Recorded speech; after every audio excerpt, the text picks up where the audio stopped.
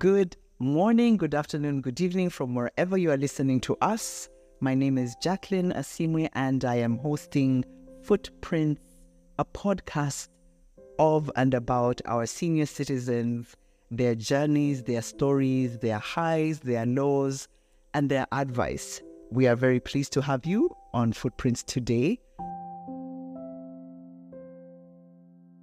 The Pope's visit. Something that he's passionate about. Because I was looking at the rosary on this picture and I thought, isn't this one the Pope visited? Yes. Because I bought some rosaries. He has visited Rome. So maybe he could tell us about the visit. But maybe a background, he's one of the people who requested that Kasese gets a diocese on its own. Him and a few friends thought they should go ask for an independent diocese, and they were told to write. Later on, he visited Rome on a pilgrimage, and 1980. But in 1993. John Paul was coming to Uganda, and originally he was supposed to go to Mbarara. So he was on the committee that was supposed to prepare for his visit. Actually, he was the vice chairperson of the construction and decoration committee. So while they were looking at Mbarara, the airfield in Mbarara had landmines. So they were trying to get experts from Israel come and clear the place. So he suggested, he said, but in Kasese we have airfield that does not have any problem. And Kasese is in the middle of the western, because Fort Poto and Hoima would come to Kasese, Mbarara and Kabale would come to Kasese. So the people from the embassy, the Vatican embassy, bought the idea. So that's how the Pope goes to Kasese in 93. So something that he talks about sometimes, the Pope's visit. So do you still have any memory of the Pope's visit? The Pope visiting Kasese and you being the person who suggested? One only got a chance because of the landmine in Mbarara. But if there were no land, we could not have a chance. I don't know whether he has always told us about giving. I don't know what he says about giving. Somehow the giving has spread into the blood, but there is something that he says about giving. You have been doing a lot of donations, a lot of giving to different people. What do you say about giving?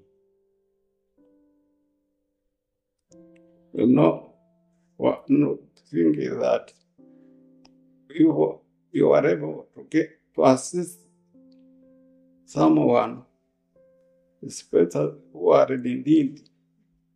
You go ahead and assist that person. And then there is something for development. So when you see that there's something which is important to the people for development, then you assist to make sure that you also participate and then give encouragement to others so that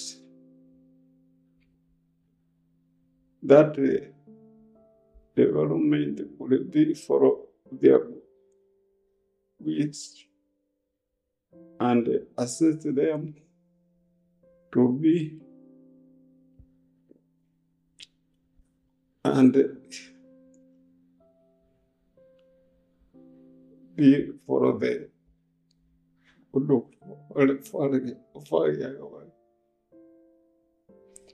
and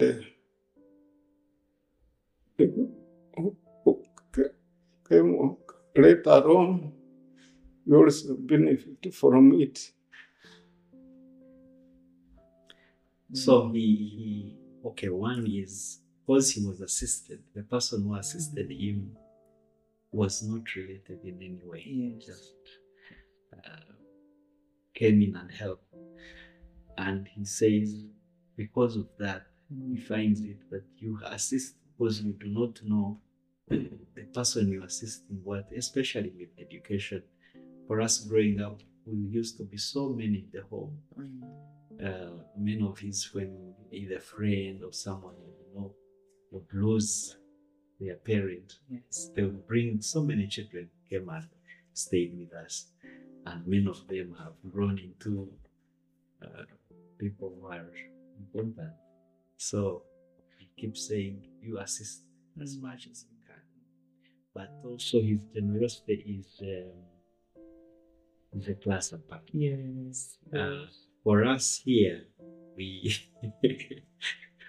actually, I am privileged that I'm the one who takes him to the bank whenever there is something to get.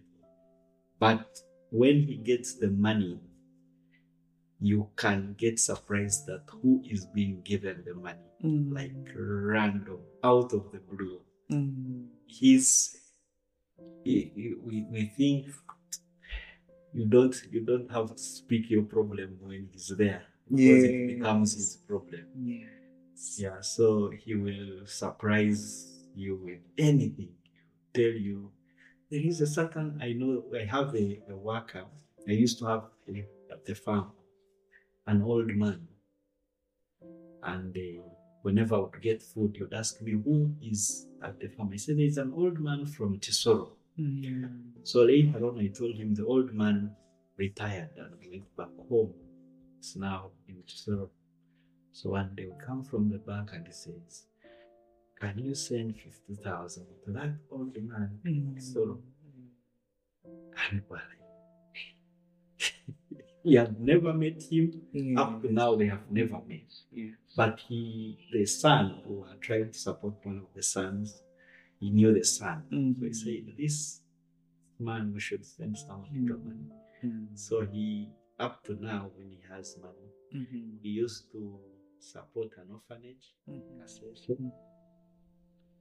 fundraisings for different projects, churches, people's houses. If you have the house you're building and he knows that you're building, I know that even this house must have, on several occasions, they will tell you that he would give something to support, because he thinks it's a good cause. School fees, pocket money, everyone, when it's time for going back to school, he will at least give you 2,000 shillings to support. So he's really generous. Actually, yesterday I remembered of something. A friend of his was in trouble.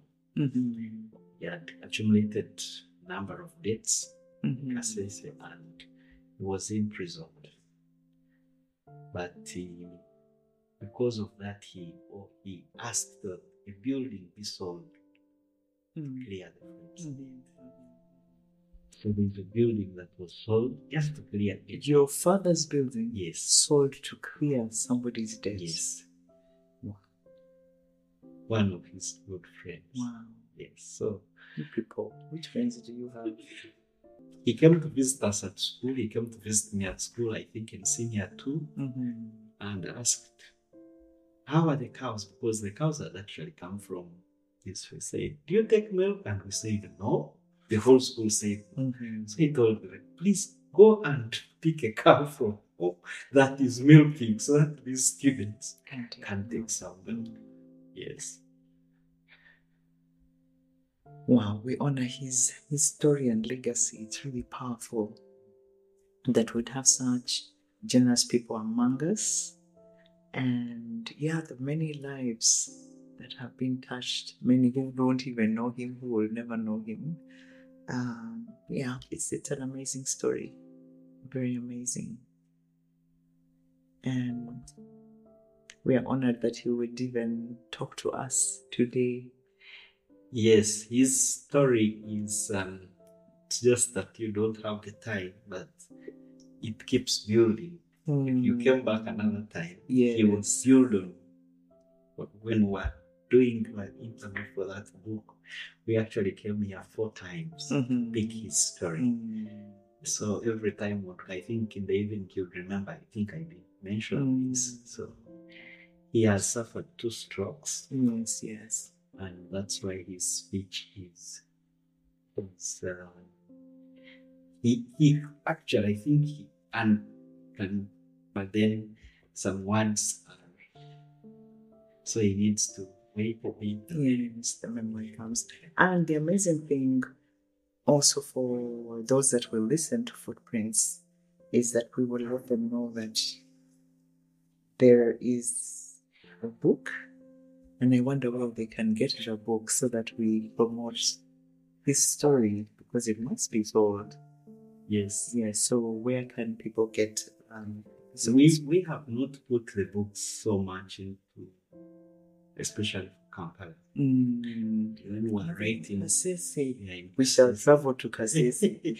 But around, of course, yes, you can. I have copies. Dr. Daniko has copies.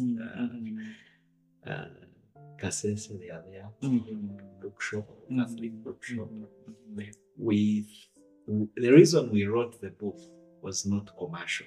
We were keeping a story. Memory, yes. And books will mainly be in libraries in the schools that he helped to found. Found. Yes. So the libraries of those schools have copies of those books. And then the people who know him, because in this, there are many people who, in Kasese especially, they hear about Bruno, but they don't know who Bruno is. Yes. No, and that's why we started Footprints also, that there are many people who know our elders, but we don't know their stories. And so we hope that this is part of telling his amazing, amazing story. Yeah. And thank you for sharing your father with us. Bruno, thank you for sharing your story with us. Thank you for the honor to come. Listeners, thank you so much for listening to us today. And until we bring you another guest, it is bye-bye for now.